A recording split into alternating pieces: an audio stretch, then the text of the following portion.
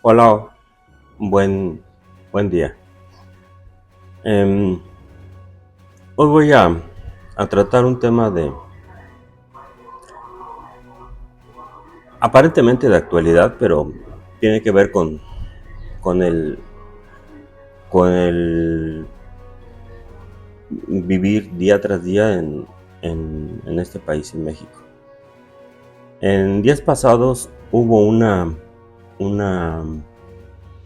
movilización de algunos criminales que empezaron a a hacer camazón de vehículos y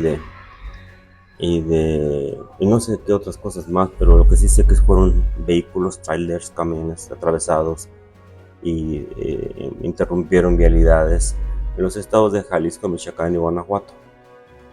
Al día siguiente se le pregunta a la presidenta Claudia Sheinbaum que qué era lo que había pasado, y ella dice que lo minimizó y dijo que era una encuentro de una rivalidad entre dos bandas criminales y que pues no hubo ni un detenido, no hubo nada y que pues que había pasado así, lo dijo con la mayor normalidad del mundo.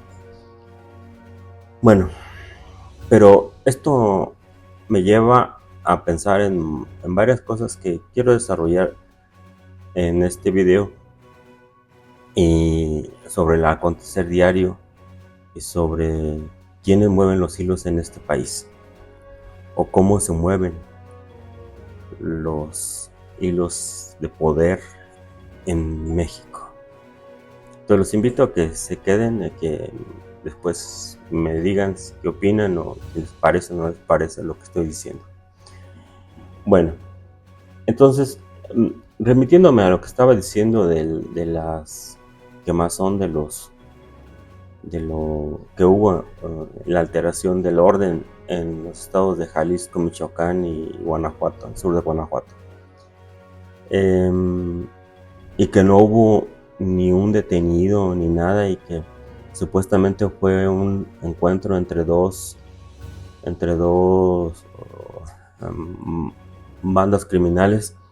Todo está muy raro porque pues, realmente no hubo ese encuentro que la presidenta dice.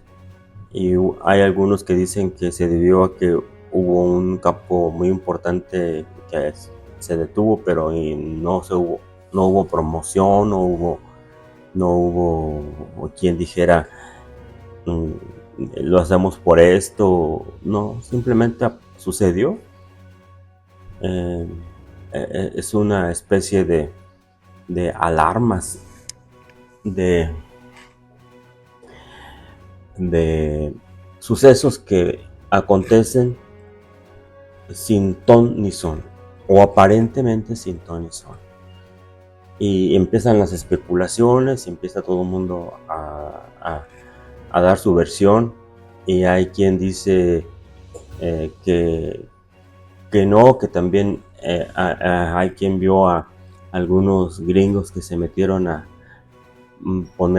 prender a un vehículo y porque reconocieron pues el gringo siempre es muy distinto del latino y, y tampoco por ahí viene porque yo consulté algunas fuentes que estuvieron siguiendo los acontecimientos y dicen que no hubo nada, simplemente eran criminales que estaban prendiendo fuego a las unidades, a los vehículos, pero y ya. Entonces esa cosa tan rara, así como que se pregunta uno, bueno, ¿y qué?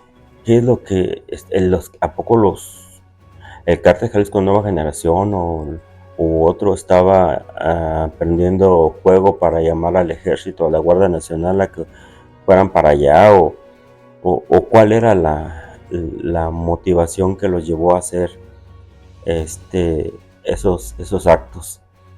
Y pues realmente no hay una explicación. Y empiezan ahí todos los opinadores y la gente que trata de entender las cosas y dar una explicación, pero pues no hay en realidad una explicación. Y esto pues no es nuevo, se pasa muy seguido. vivimos en un, parece que vivimos en un estado de zozobra constante. No sabemos si nos va a tocar que nos bloqueen la calle, la carretera, o que haya un encuentro por allí y haya algunos muertos. Y bueno, pues eso es lo que se vive en México. Y todo apunta a todos dicen son los narcos. Se están agarrando los narcos, se están peleando por el territorio. O agarraron a uno y el ejército o la Guardia Nacional y están tratando de liberarlo. O empiezan a haber muchas explicaciones.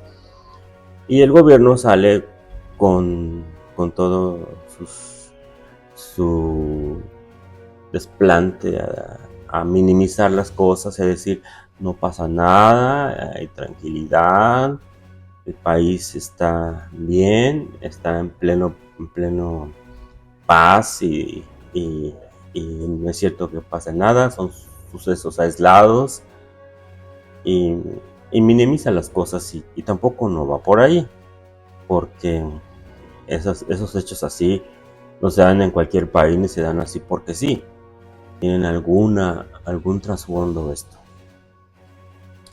Ahora, ahorita tienen a un enemigo que es Trump y que Trump está amenazando a México con una incursión y hay otros que dicen, no, pues es que Estados Unidos ya está empezando a mover las piezas aquí en el país para, para tomar posesión y, y bueno, hay muchas teorías, mucho, y en realidad no podemos decir a ciencia cierta qué es lo que pasa. Pero lo que yo quiero remarcar es que esto sucede muy continuamente y no siempre son los narcos. Y hay unos autores, hay libros escritos en inglés sobre todo, que hablan de que no existen los cárteles como los nombra Trump, que en realidad el crimen organizado en México no está tan organizado como lo plantea Estados Unidos y que se mueve en células pequeñas y que tienen cada una un rubro o un asunto al que se dedica. Por ejemplo, hay uno que se dedica al huachicol, uno que se dedica al trata de personas, otro que se dedica al trasiego de las drogas, otro que se dedica a tráfico de órganos y así diferentes, a cobro de piso, algunos cobran de piso, otros extorsión, diferentes, pero no hay una organización bien estructurada. Entonces los autores de estos libros dicen que la intención, la narrativa viene de Estados Unidos y que lo que quiere Estados Unidos y el gobierno mexicano es nombrar un enemigo. O sea, tienen que tener alguien, como decir, Dios y el diablo, que se están peleando, pero ya están definidos quién es quién. Y así tienen que hablar de que es el gobierno contra los cárteles. Y el cártel, pues les nombran de uno por una región, o le nombran de otro por otro, y se empiezan a crear mitos y a crear historias o historietas sobre los capos, y que en realidad en algún momento quizás sí fueron jefes de alguna célula criminal, pero que pues luego perdieron poder.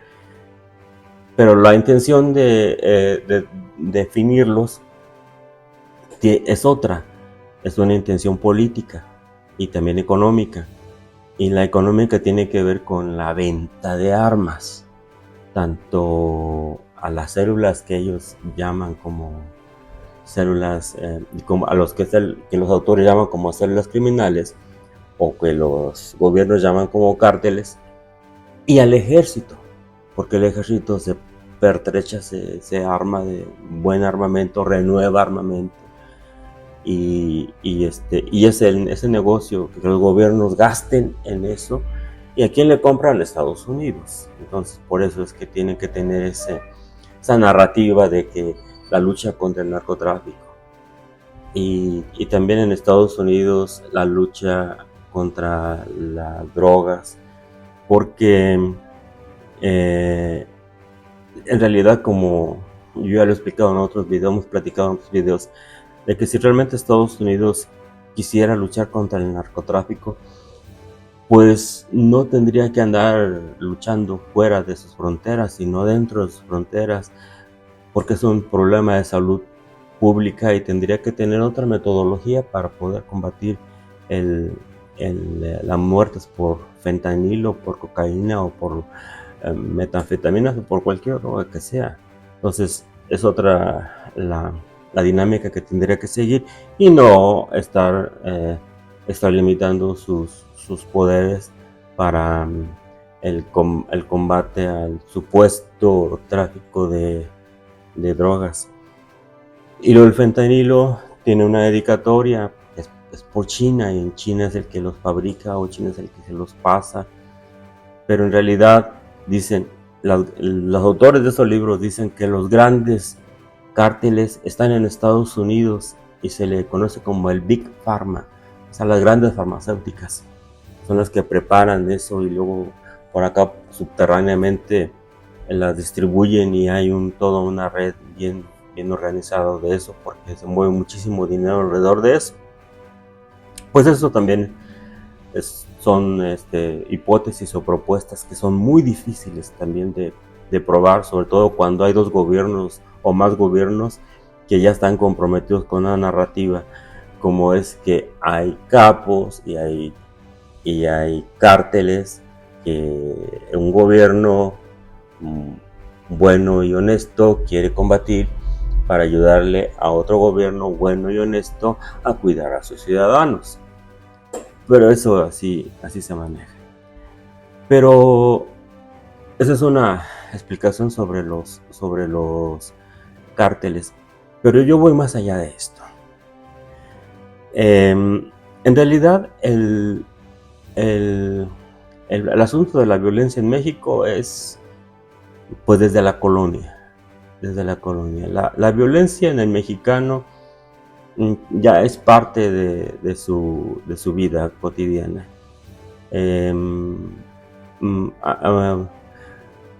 Hay, por ejemplo, el asunto de los serenos en Zacatecas. Ponían a una persona que gritara en la calle las 12 y sereno, la 1 y sereno, las 2 y sereno, hasta las que amanecía, hasta las 6 de la mañana, y ese era su trabajo, del sereno. Y era vigilar, porque se temía mucho de los